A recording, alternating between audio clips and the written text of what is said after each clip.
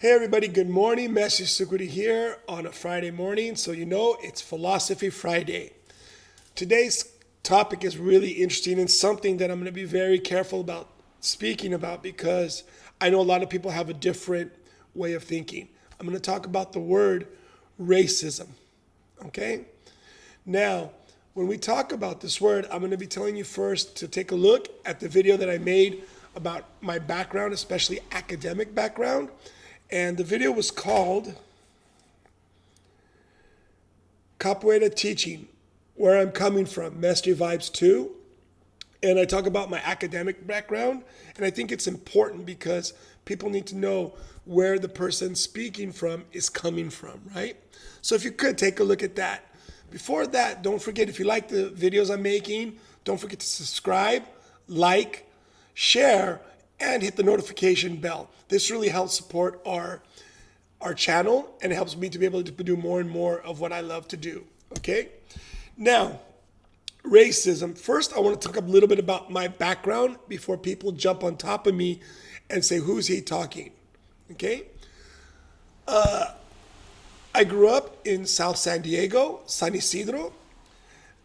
Literally, it was a stone's throw from Mexican border.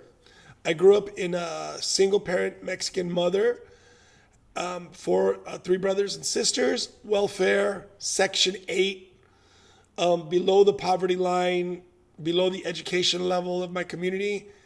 And here I am now in Tokyo doing what I do. Okay, why is this important? Because I think it gives me a little bit of a interesting perspective to speak about race and how it's portrayed, especially in the United States. Later might do something about how it's portrayed here in Japan and internationally, but I want to focus right now on the word racism in English as we use it in the United States. Okay, so I'm going to talk to you as a cultural anthropologist, but also as the kid who grew up Mexican and didn't even know he was bicultural until I was about 8. I just knew that if you saw a white person, you speak English, and at home, we only spoke Spanish. So I can't really tell you about how that is growing up in this short video, but growing up, I didn't even assume that I was white. We used to call people like me güero. It just means blonde, but it generally means a lighter skinned Mexican. It doesn't connotate that I was an American, okay? At least where I come from. So,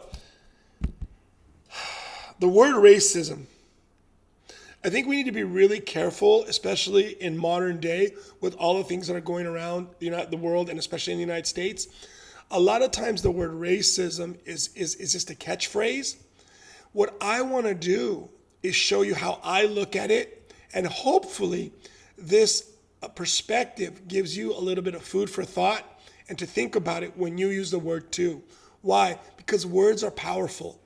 And the word racism is probably one of the most powerful words in the English language today. So what I want to do is give you a reflection on how I look at the word racism, okay? From growing up Mexican American all the way to graduate level and educational backgrounds. Okay. When we look at the word racism, I think we need to be really careful. Let's say here's the word racism. Racism for me is a word that's generally used to when you use the race of somebody or the color of their skin or their ethnic background to define how you perceive them, right? For example, I see a Mexican, dark skin, he's a gardener, he's gonna mañana syndrome, which means tomorrow he's gonna get everything done slow. I see African American, I say, they can't be trusted. I'm defining the person by the color of their skin. That's racism, okay? Now, I want to be very careful because the way I see it is there's a difference between racism and discrimination. And within discrimination, we need to be very, very conscious as minorities. I am not putting pressure right now on talking about how white people or white people have to perceive things. I'm talking about how I like to perceive myself and see how I see the word racism, okay? In racism, we define a person by preconceived stereotypes. That means I see someone and I say, because of the color of their skin or their ethnic background, they are going to act that way. Okay. Having lived abroad, and if you've never lived abroad, it might be difficult to understand a little bit, but when Americans leave the United States, for at least for the last 20, 30 years that I've been traveling the world and living abroad, we are discriminated against in two ways. One is positive discrimination. And I don't want to say discrimination as positive, but I'm using it here because it makes simple understanding. Positive discrimination versus negative discrimination. And let me tell you about that. So, first, racism is when you define somebody by an ethnic background. But a lot of times we only see the negative effect that it gives us. For example, me being Latino and showing up in my Latin fashion to a salsa club, people automatically assume I dance better. When I was younger and single, the girls would come. That's a good thing. But they're defining me by racist views. See, people don't think about that racism also has, we have views where we think like it's something we can think about in a positive way. I'm not saying it's positive. Don't confuse my words thinking that racism is positive. I'm saying that people who use racism sometimes don't think about it, but they're giving power, especially culturally. I'm going to put a link down to a fantastic book. I'm starting to use Amazon affiliates. So if you buy the book through the link, then it helps out support the channel. And I've never tried this before, so I'm hoping the link works.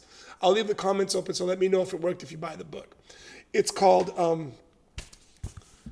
it's a little bit older book, but it's called Global Culture, Individual Identity, Searching for Home in the Cultural Supermarket, first edition.